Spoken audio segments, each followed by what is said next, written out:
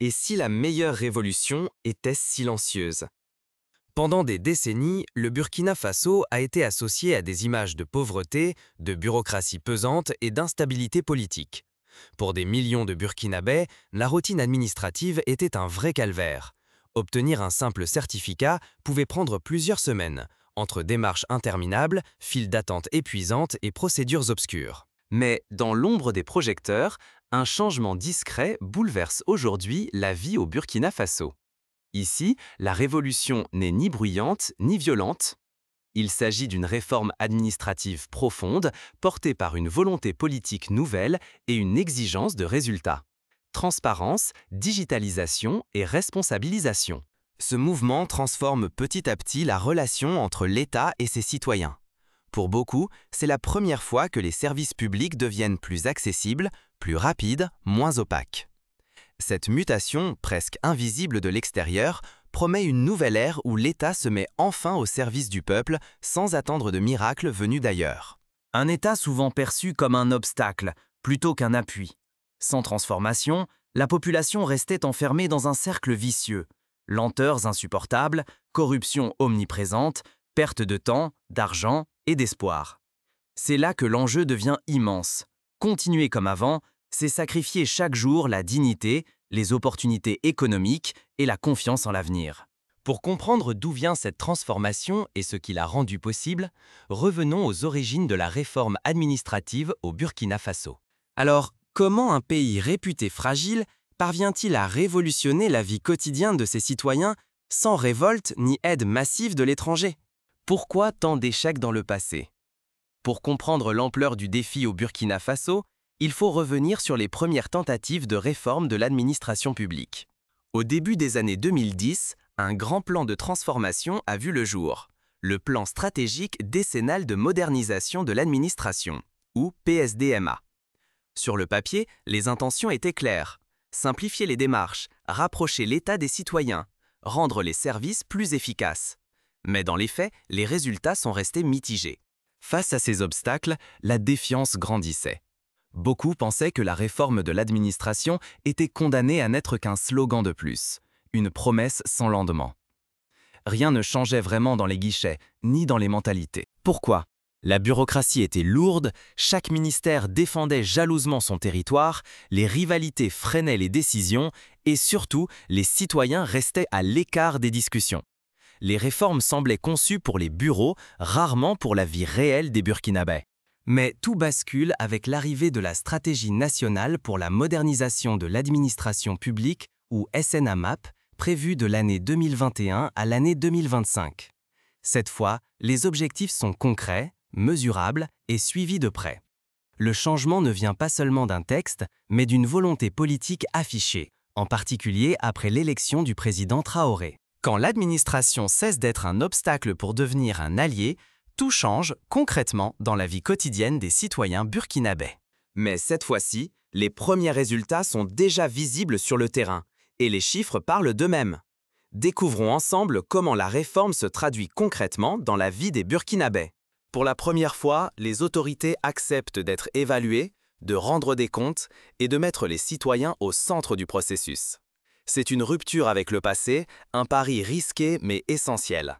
Transformer la bureaucratie en un outil au service de la population et non l'inverse.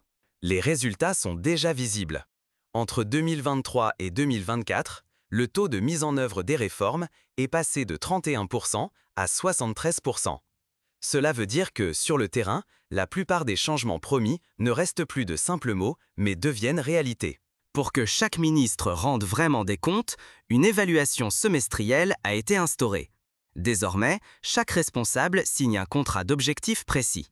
Les performances sont surveillées, les résultats s'améliorent et la culture de l'exemplarité s'enracine progressivement. Première avancée majeure, la création du Conseil national pour la modernisation et la bonne gouvernance. Ce conseil, composé de ministres, d'experts et de membres de la société civile, se réunit régulièrement. Il n'hésite pas à sanctionner, à suivre de près chaque réforme et à formuler des recommandations concrètes pour accélérer la transformation de l'État. Autre révolution silencieuse, la simplification des organigrammes. Fini les chevauchements de responsabilités, terminer les guerres de compétences qui ralentissaient le service public.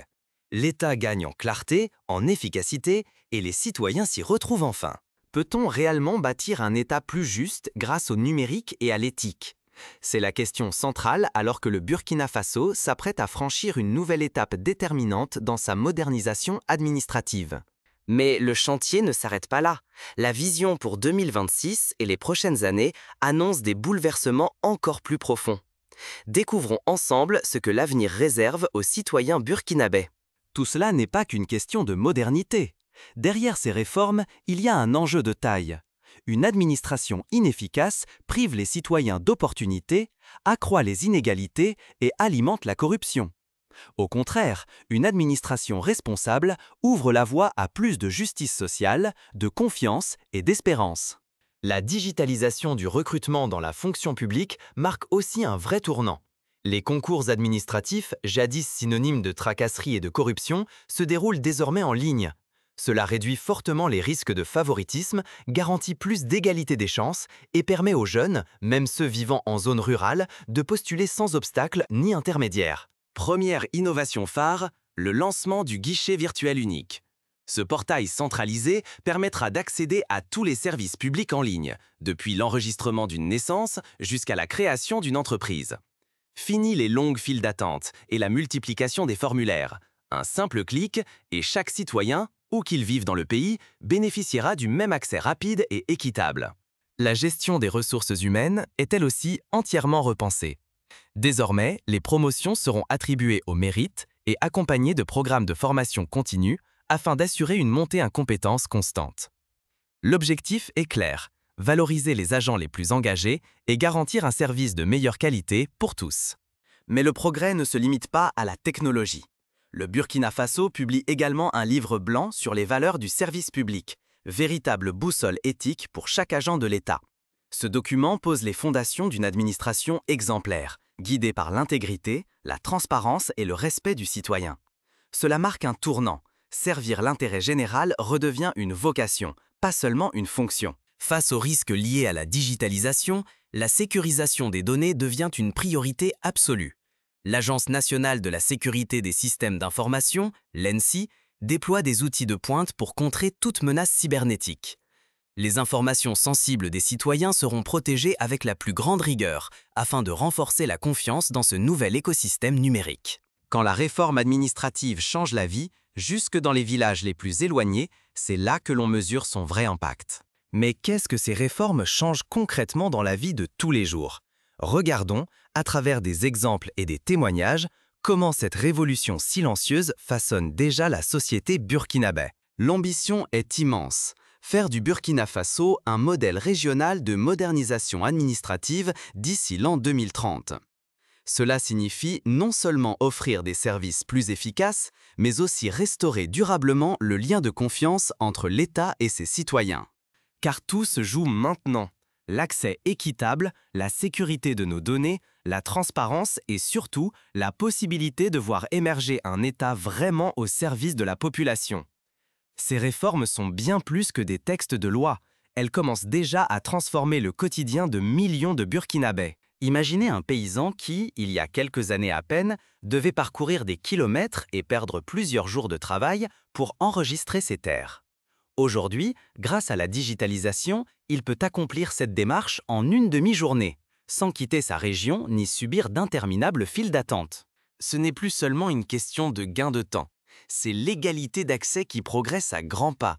Jeunes des villes ou habitants du milieu rural, désormais chacun bénéficie des mêmes chances pour obtenir un acte de naissance, déposer une demande officielle ou suivre un dossier administratif. Pour les citoyens, cette simplification signifie aussi moins de tentations et moins d'opportunités pour la corruption. Les services sont devenus plus transparents, les paiements officiels sont clairs et la paperasse opaque appartient peu à peu au passé. Résultat concret, des milliers de familles réalisent de vraies économies, à la fois en argent et en énergie. Alors, que retenir de ce parcours inédit? Le tissu économique local, lui aussi, ressent ce changement. Entreprendre est désormais moins risqué et plus efficace. Les petites et moyennes entreprises se multiplient, portées par des procédures administratives plus simples et une confiance nouvelle dans l'avenir. Le dynamisme économique gagne du terrain, y compris là où il semblait impossible hier. Attention cependant, rater cette transformation serait plus qu'un simple retour en arrière.